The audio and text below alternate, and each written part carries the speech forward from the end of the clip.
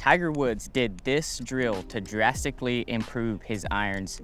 Guys, I'm Micah and I am not a teaching pro, but I'm here to bring you guys some information on how to hit your irons better.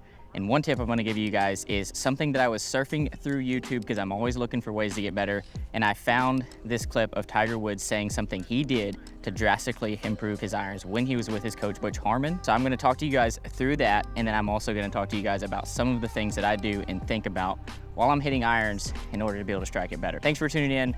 Hope you guys are ready for this. Thanks for all the support on the recent videos.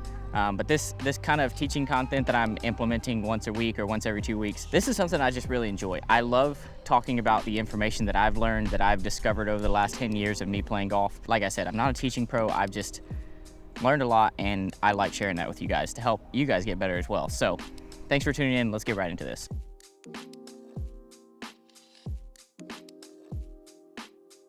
All right, so the 4 things that I'm gonna go over in this video, the things that I feel like help me the best when I'm not striking my irons as well as I want to, that help me get back on track.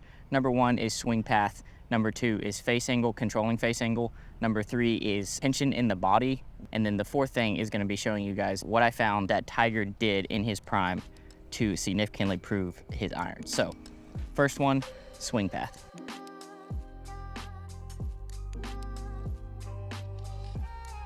So swing path, what do I mean by that? One of the things that I feel like really causes me to not strike my irons well is, for me, it's when I start swinging too far from the inside. Okay, so what I mean by that little visual is when I start swinging too much on a positive swing path, it means that my club is coming into the ball on a path that is going to the right of my target. Now, that is not a bad thing. I actually think that it's really good to strike it from the inside just a little bit.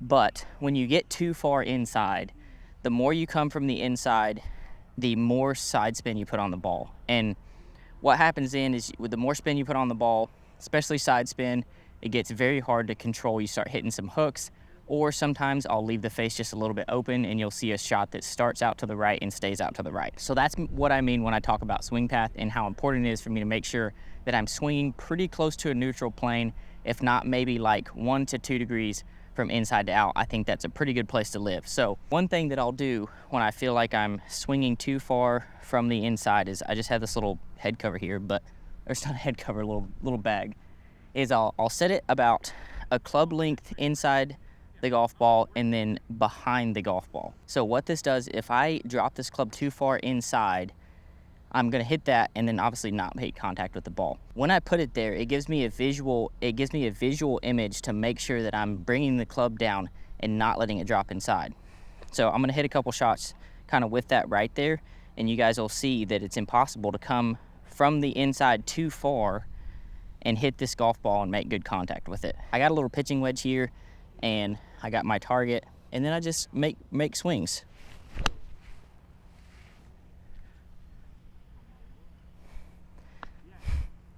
That was definitely a little heavy because that's a perfect example of why you need to do this drill. I definitely chunked that a little bit, but I've been swinging from the inside a little more than I usually like to, and so that's why that happens. That's literally a perfect example of what I'm doing here. I'm not gonna redo that because that would be stupid, but move it back just a little bit, and it might take me a few to hit a couple good shots here because I've been needing to do this drill. Oh, that's just really nice. And then when you start to swing more on plane, magical things happen with the golf ball. It starts going straight. Now, the opposite is also true. One more thing before we move on to the second one. There are players who struggle with not coming too far from the inside, but actually struggle with bringing this club over the top and swinging from the outside. So if you are one of those players, you're a right-handed golfer, just simply move it to the other side. And this right now, if you come it all over the top, you're gonna smoke the bag before you hit the golf ball. This creates a visual image for you to come a little bit more from the inside and hit a nice little draw.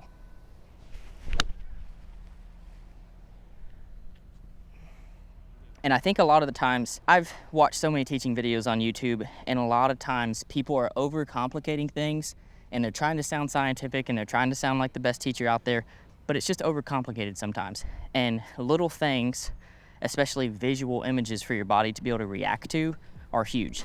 So that right there is one of my favorite drills for getting my path back in the right direction in order to be able to hit straight shots.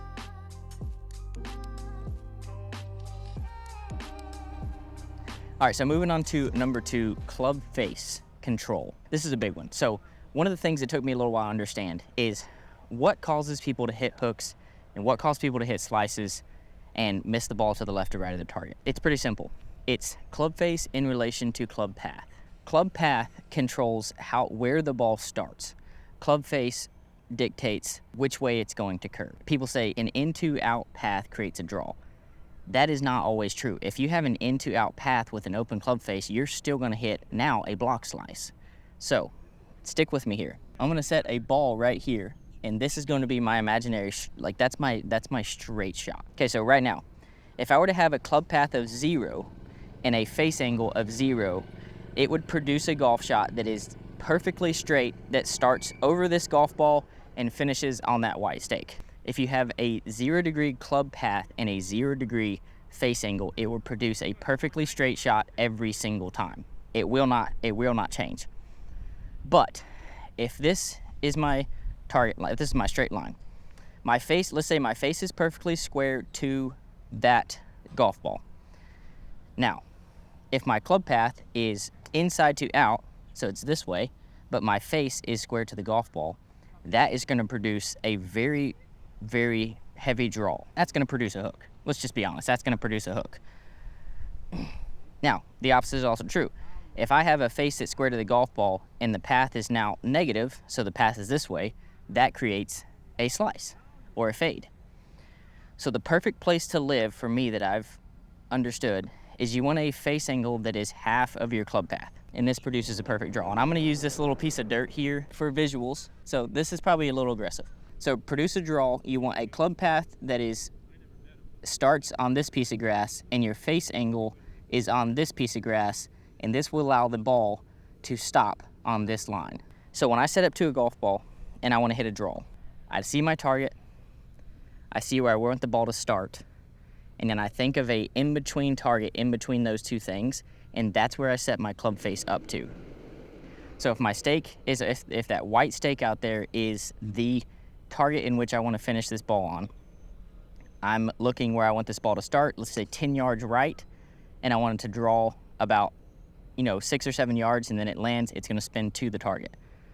I pick my start line, I pick my face angle, I set up square to all those things, and then you just swing. So this is aggressive, but that's where I want my swing path, that's where I want my face angle, that's where it's going to end. And then you just swing down that line, and it produces a draw.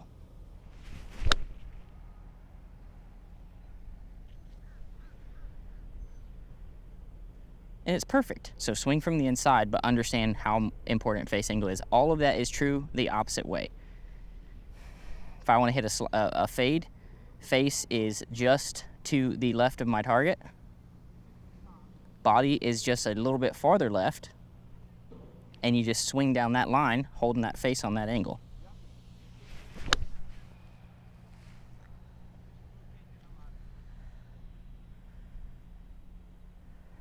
That was a lot, but I hope that makes sense. I'm sure it does once this is edited, because if you were actually here in real life, you would think that I'm speaking Chinese, and for someone who doesn't know Chinese, that would be very hard to understand. Face angle in relation to club path is what creates shots that go to the left or to the right. All right, so third point here, tension in the body.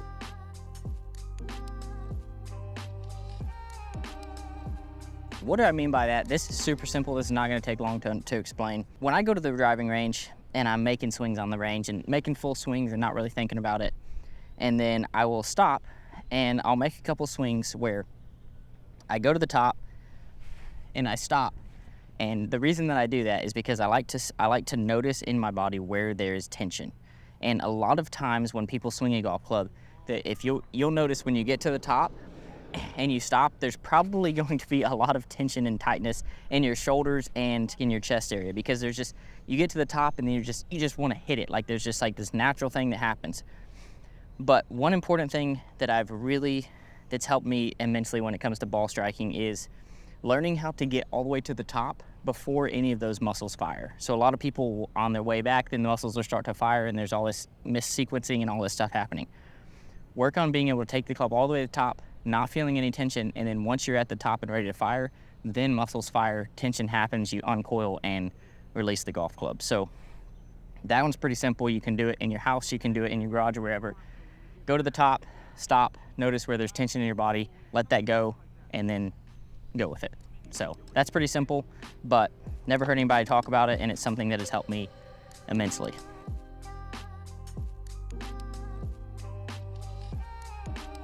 Here we go, the last and final point of this video. Tiger Woods did this drill. I was scrolling through YouTube. I'd watched probably every video on Tiger Woods in the early to mid 2000s when he was just absolutely dominating the world in golf. And one video that I came across was a drill that he said Butch Harmon made him do. I think it was Butch Harmon, for hours and hours and hours. I mean, he hit hundreds of balls doing this drill. And I've started to do this. It's very hard when you first start, and there's a reason that he did it hundreds of times, because he wanted to ingrain this movement into his golf swing. It's really simple, but Butch Harmon would have him take to the top, completely stop for a couple seconds, and then hit balls from that position. So it's not doing it without balls. He would do this over and over and on the range. And trust me, when I first started doing this, it was quite impossible for me to actually do, because what it does is it creates a sequence in your golf swing that if you don't have it, it's impossible to do. So all he would do, he would just do this over and over, take it to the top, all the way to the top, stop, and then hit a ball from right there. And you can't do it if your sequencing is off. Everything has to fire at the right time, and this is kind of what it looks like. It takes so much discipline to do this, it's unbelievable.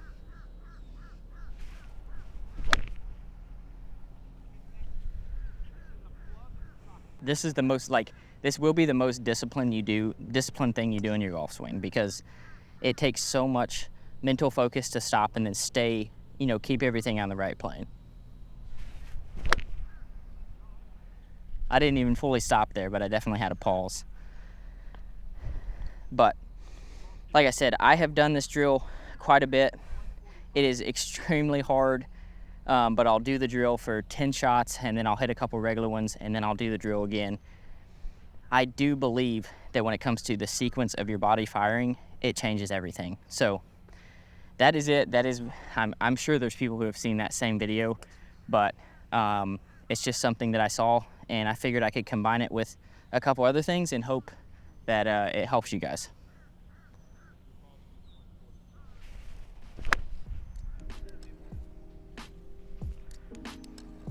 All right, guys, that is going to wrap it up for this video.